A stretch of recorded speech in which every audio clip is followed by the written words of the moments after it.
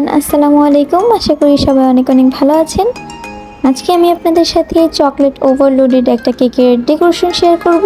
কেকটা ছিল 1 পাউন্ড ওজনের। এই কেকটা আমি বানিয়েছিলাম আমার ডেলিভারির জন্য।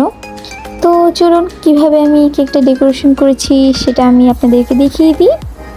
এর জন্য প্রথমে আমি 6 ইঞ্চি সাইজের একটা কেকের মোল্ডে 2টা ডিমের কেক বেক করে নিয়েছিলাম। দেখতে পাচ্ছেন কেকটা কতটা সুন্দর হয়েছে। এই কেকের রেসিপি কিন্তু আমি আমার চ্যানেলে আপলোড দিয়েছি, লিঙ্কটা ডেসক্রিপশন বক্সে দেওয়া থাকবে, আপনারা দেখে নিতে পারেন। এখন এই কেকটাকে আমি 3টা ভাগে ভাগ করে কেটে নিচ্ছি। ওপরে যে অংশটা আমি কেটে আলাদা করেছিলাম সেটা আমি খেয়ে ফেলেছিলাম এভাবেই, কারণ ওই উঁচু অংশটা আমি আর কেকের উপরে দেইনি। এখন আমি একটা 8 ইঞ্চি সাইজের কেকের বোর্ডের উপরে সামান্য ক্রিম লাগিয়ে এর মধ্যে কেকের ফার্স্ট লেয়ারটা বসিয়ে সুগার সিরাপ দিয়ে দিচ্ছি। 1/4 কাপ পানির সাথে 1 চা চামচ চিনি খুব ভালো মতো মিক্স করে নিয়েছিলাম। এখন চকলেট ক্রিম দিয়ে খুব ভালো মতো স্প্রেড করে দেওয়ার পর কেকের আরেকটা লেয়ার বসিয়ে আমি একইভাবে সুগার সিরাপ দিয়ে দিচ্ছি। যেহেতু স্পঞ্জ কেক তাই অবশ্যই আপনাদেরকে সুগার সিরাপটা দিতে হবে।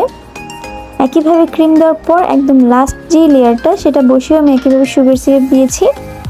এবং এখন আমি কেকটাকে ক্রাম কোটিং দিয়ে ফ্রিজে রাখবো। ক্রাম কোটিং দিলে কেকের ফাইনাল লেয়ারে আর কেকের গুঁড়াগুলো উঠে আসে না, এবং ক্রিম দিয়ে ডেকোরেশন করার পর কেকটা দেখতে খুব সুন্দর দেখায়। ক্রাম কোটিং দেওয়ার পর আমি কেকটাকে ফ্রিজে রাখবো আধা ঘন্টার জন্য। আধা ঘন্টা পর আমি কেকটাকে ফ্রিজ থেকে বের করে নিয়েছি। এখন আমি পুরো কেকটাকে চকলেট ক্রিম দিয়ে কভার করে নিব। প্রথমে প্যালেট নাইফ দিয়ে কেকের গায়ে ক্রিম লাগিয়ে আমি স্ক্র্যাপার দিয়ে কেকের ফিনিশিংটা আনছি। আপনারা চাইলে ভিজিটিং কার্ড ইউজ করতে পারেন। আমার যখন যেটা ভালো লাগে আমি সেটাই ইউজ করি।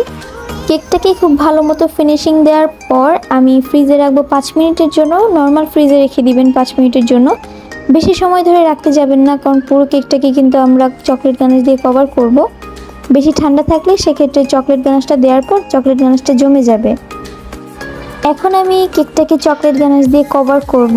এর জন্য আমি 120 গ্রাম চকলেটের সাথে 120 গ্রাম হুইপ ক্রিম খুব ভালো মতো মেল্ট করে নিয়েছিলাম মাইক্রো ওভেনে। ডাবল বয়লার তখন আমি ইউজ করিনি, কারণ তখন আমার ওভেনটা ঠিক ছিল। তো চকলেট গানাশটাকে প্রথমে আমি পাইপিং ব্যাগে ভরে নিয়েছি। এরপর পুরো কেকটার উপরে আমি একটু লাগিয়ে নিলাম। প্রথমে সাইড দিক থেকে লাগাবেন, তারপর মিডল অংশে দিবেন। এরপর আমি একটা প্যালেট নাইফের সাহায্যে পুরো কেকটাকে একটু আলতো হাতে চকলেট গানাশটাকে স্প্রেড করে দিব। চকলেট গানাশ দিয়ে পুরোটা কেক কভার করার পর এখন আমি কেকের উপর চকলেট টপার বসিয়ে দিব। মিডিয়াম সাইজের একটা পিনাটা চকলেট বসিয়েছি, কয়েকটা চকলেট বারও দিয়েছি। আজকে কেকটা ডেকোরেশন করতে টোটাল আমি এখানে 200 গ্রামের মতো চকলেট ব্যবহার করেছি। চকলেট গানাশ, চকলেট ক্রিম এবং চকলেটের টপার এই সব কিছু মিলে 210-20 গ্রামের মতো হতে পারে চকলেট। ওইভাবে মেপে না হয়নি, আমি আপনাদেরকে একটা আইডিয়া দিলাম। উপরের ডেকোরেশনের জন্য আমি কিছুটা গোল্ডেন লিফ পেপার দিয়ে দিচ্ছি এবং হোয়াইট স্প্রিঙ্কল ছড়িয়ে দিব। কেকটা কেমন হয়েছে অবশ্যই আমাকে জানাবেন। ইনশাল্লাহ কোনো ভিডিওতে আপনাদের সাথে আবারও দেখা হবে। ততদিন পর্যন্ত সবাই খুব ভালো থাকবেন, আমার জন্য দোয়া করবেন। আল্লাহ হাফেজ।